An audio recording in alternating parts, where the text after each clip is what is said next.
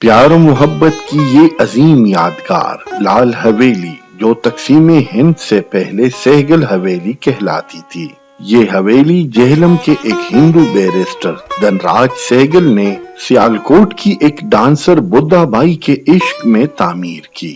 واقعہ کچھ یوں ہے کہ لالا دھنراج سہگل سیالکوٹ ایک شادی کی تقریب کے لیے گئے تھے۔ وہاں پر ان کی ملاقات بدھا بائی سے ہوئی۔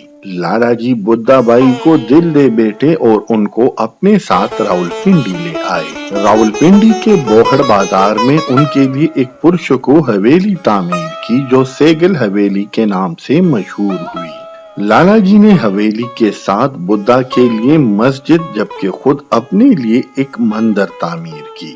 1947 میں تقسیم ہند کے بعد لالا جی اپنے خاندان کے ساتھ ہندوستان چلے گئے جبکہ بدھا یہاں رہ گئی۔ حکومت نے سہگل حویلی کو متروکہ وقف املاک قرار دیا اور عدالت نے بدھا بائی پر رحم کھا کر ان کو 2 کمرے دے دیے۔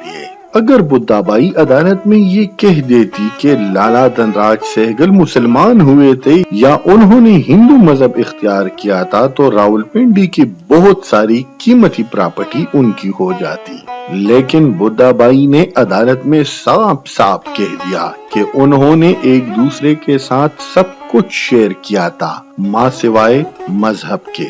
عیش و عشرت کی زندگی گزارنے والی بدھا بائی پر بہت برے دن بھی آئے۔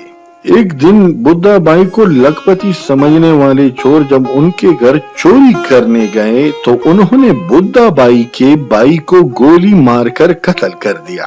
اس واقعے کے بعد بدھا بائی حویلی چھوڑ کر کہیں چلی گئی۔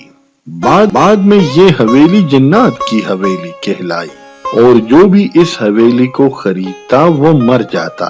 پنڈی بوائے شیخ رشید بدھا بائی کو یاد کر کے کہتے ہیں کہ وہ ایک بہت شفیق خاتون تھی۔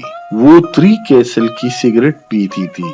شیخ رشید کہتے ہیں کہ جب وہ اسکول جاتے تھے تو حویلی کی بالکونی سے بدھا بائی کھیر والے کو اشارہ کر کے مجھے کھیر کھلایا کرتی تھی۔ انہیں پتا تھا کہ مجھے میٹھا بہت پسند ہے۔